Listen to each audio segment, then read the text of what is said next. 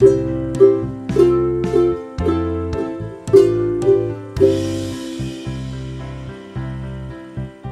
You came back for a third time. Thank you. Appreciate it.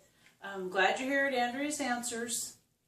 Today I think I'm going to talk about attorneys and advocates right now.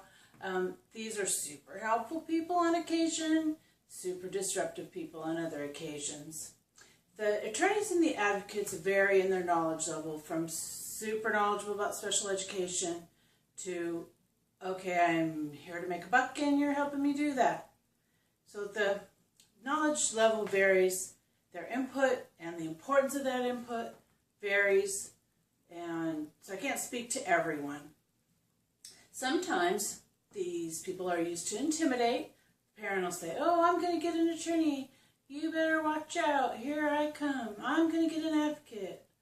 Well, I don't see attorneys and advocates as a problem, as intimidation, and hopefully you don't either.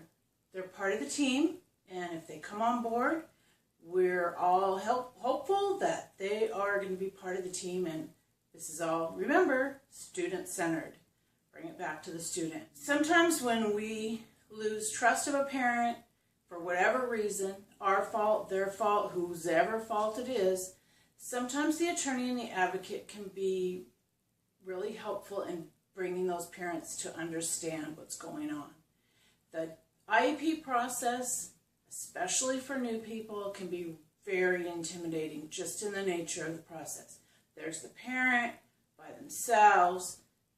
If they don't have an attorney or an advocate, or they didn't bring their spouse, sometimes they're alone, they just don't always understand.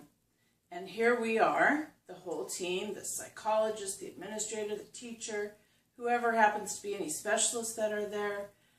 It can be absolutely intimidating for the parent, especially in the beginning. I don't feel like we should be there. I always, when I'm in an IEP, I always try to bring the parent, make them feel comfortable, that we're there to listen to them. This process is for them, for their child. But that being said, it can be intimidating just by the sheer numbers. It can, anyway, back to the role of the attorney and the advocate, and that the whole process, we should be working together. The attorneys, the advocates, the parents, the teachers, the staff, everybody working together. The whole point of me being here is to hopefully encourage and facilitate working together. I appreciate the attorneys and the advocates in their roles when they're there to be helpful. They're not always helpful. Sometimes they ask completely off-the-wall questions. Sometimes, especially with the advocates, not so much the attorneys, but the advocates for sure, sometimes, they seem to be having to justify their presence at the IEP to the parent. And if the district's doing their job, and the teachers are doing their job, there's no need for this hostility. That just breeds hostility from the other side and goes nowhere good fast. Sometimes the attorneys and the advocates can take an IEP off track. I've been in IEPs with a particular one that I'm thinking of is that brand new student, brand new teacher, first IEP she's ever done. First one ever.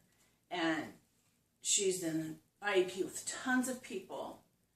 Lots of, there were an attorney there was an advocate there, specialists galore. There's 3 or 4 support people, myself included in that meeting, to help facilitate the meeting, to help make sure everything gets recorded correctly. So we had lots of people in that meeting. And the advocate kept picking at this teacher's goals.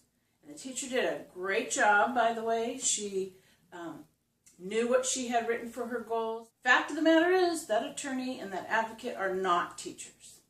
They may know how to pick apart a goal, but half the time, more than half, the majority of the time, that attorney and that advocate have never even met the child. Don't even know the kid at all. And they're in there talking about the goals. They're not teachers. The teacher knows that child and the parent better than anyone at that table. The teacher and the parent know that child best. As far as the education goes, teacher knows. So I guess what my point is in all of this is the attorneys and the advocates shouldn't be feared, and they shouldn't come at us with their daggers drawn, and we shouldn't go at them with our daggers drawn. We're a team. That's the way the law was written. It's a cooperative, collaborative process. And we all need to be getting to the point of the matter, which is the student. So, bottom line, working together is the point of this entire process that I'm taking you through, and that I'm taking myself through, and crystallizing what I've learned over the years. So hopefully you'll come back for number 4. Take it easy. Take care.